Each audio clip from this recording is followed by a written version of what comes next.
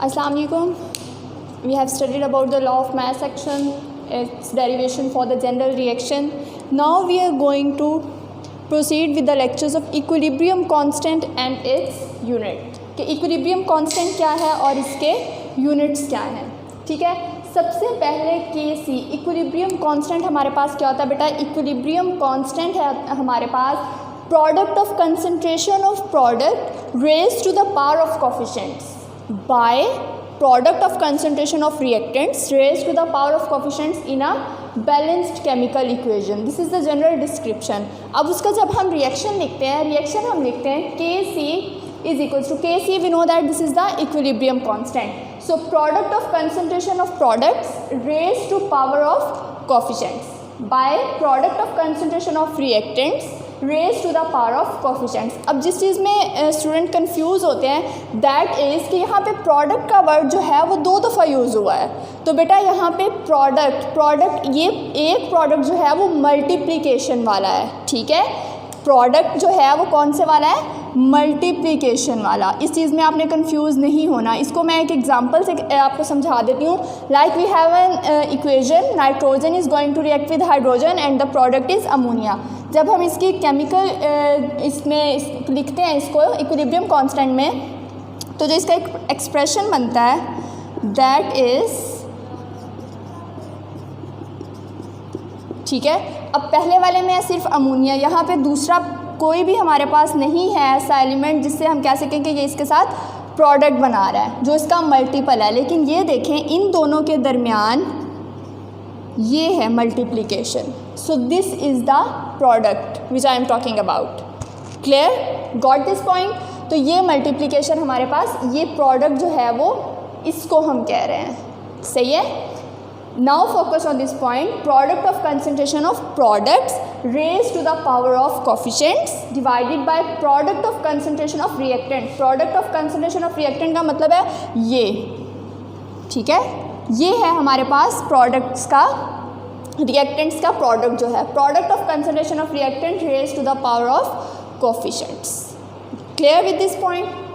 सो उसके बाद बेटा हमारे पास कुछ रूल्स होते हैं लिखने के कि भाई हमने किस तरह से किसी भी एक्सप्रेशन को लिखना है. सबसे पहले मैंने आपको पिछले लेक्चर में भी एक बात बताई थी, लेकिन यहाँ पर इसको डिटेल में हम एक्सप्लेन करते हैं कि प्रोडक्ट हमेशा न्यूमरेटर में लिखा जाता है और रिएक्टेंट हमेशा डिनोमिनेटर में लिखा जाता है. ठीक है, प्रोडक्ट हमेशा न्यूमरेटर में लिखा जाएगा, रिएक्टेंट हमेशा डिनोमिनेटर में लिखा जाएगा. और जो भी नंबर ऑफ मोल्स हमारे पास होते हैं वो किस में लिखे जाते हैं, वो पावर में लिखे जाते हैं. Like we have 2 moles of ammonia, तो ये 2 जो है वो हमारे पास कहाँ चला गया, पावर में हमारे पास लिखा जाता है. ठीक है, ये 3 पॉइंट्स जो हैं आपने याद रखने हैं. अगर आप इनमें से कोई एक भी पॉइंट वेरी करेंगे तो इक्विलिब्रियम एक्सप्रेशन गलत कंसीडर होता है, उसको फिर हम सही नहीं मानते.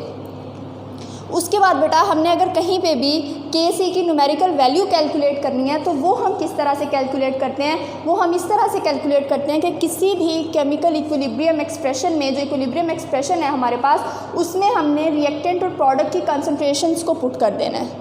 ठीक है, जहाँ पे हम इक्विलिब्रियम एक्सप्रेशन के अंदर actual equilibrium concentrations of reactant and product को पुट करेंगे तो उससे हमारे पास वैल्यू आ जाएगी. इसको हम further with an example explain करेंगे तो ये चीज़ ज़्यादा अच्छे से क्लियर हो जाएगी. उसके बाद Kc किस चीज़ पे डिपेंड करता है. एक बात आपने हमेशा याद रखनी है कि टेम्परेचर वाहिद एक ऐसी चीज़ है जिस पे Kc की वैल्यू डिपेंड करती है. It doesn't depend upon the initial concentration of the reactants and the products. It doesn't matter कि इसकी रिएक्टेंट की इनिशियल कंसंट्रेशन क्या थी, प्रोडक्ट की इनिशियल कंसंट्रेशन क्या थी. It doesn't matter. Matter is that Kc depends on the temperature. सिर्फ temperature एक ऐसी चीज़ है जिस पे हमारा Kc वैल्यू डिपेंड कर रही होती है.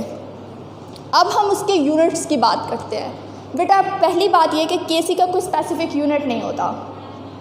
Kc has no specific unit. Even कि जब हमारे पास number of moles are equal in the reactant and product then the unit is 0. फिर कोई भी यूनिट नहीं होता. हम कहते हैं Kc का यहाँ पे कोई यूनिट नहीं है. लेकिन अगर हमारे पास नंबर ऑफ मोल्स डिफरेंट हैं, वो वेरी कर रहे हैं रिएक्टेंट एंड प्रोडक्ट्स के अंदर, तो वहाँ पे हम क्या कहेंगे कि इसका कोई ना कोई यूनिट होगा. अब हमारे पास 2 एग्जाम्पल्स हैं यहाँ पे. दोनों को अगर हम देखें तो हमें पता चलेगा कि किस तरह से Kc का कोई स्पेसिफिक यूनिट नहीं होता. First of all we have an equation that hydrogen is going to react with iodine and the product is hydrogen iodide.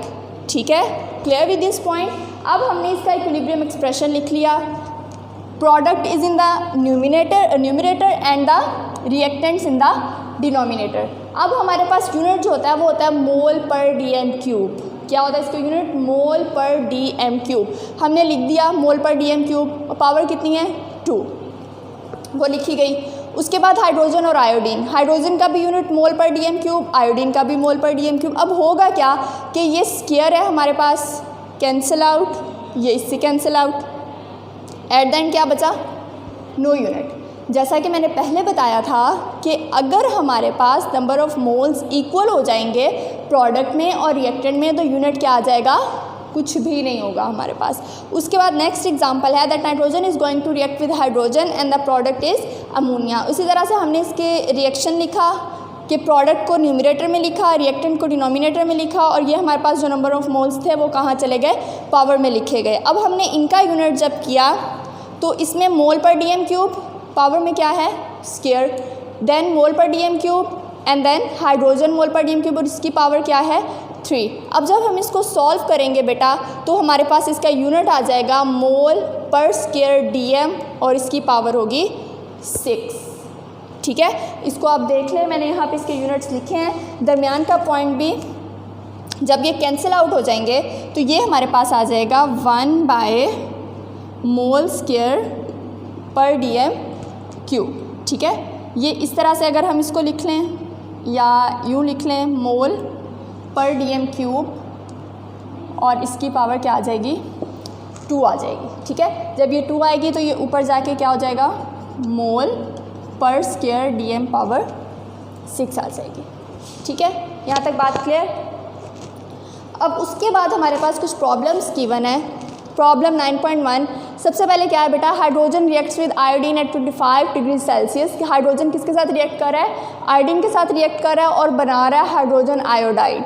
ठीक है, ये इक्वेशन हमारे पास गिवन है, लेकिन यहाँ पे उन्होंने उसकी स्पेसिफिक कंसंट्रेशंस हमारे पास दी हुई है कि हाइड्रोजन की कंसंट्रेशन क्या है, आयोडीन की कंसंट्रेशन क्या है, और हाइड्रोजन आयोडाइड की कंसंट्रेशन क्या है। हमने इसका एक जो है एक्सप्रेशन लिखा।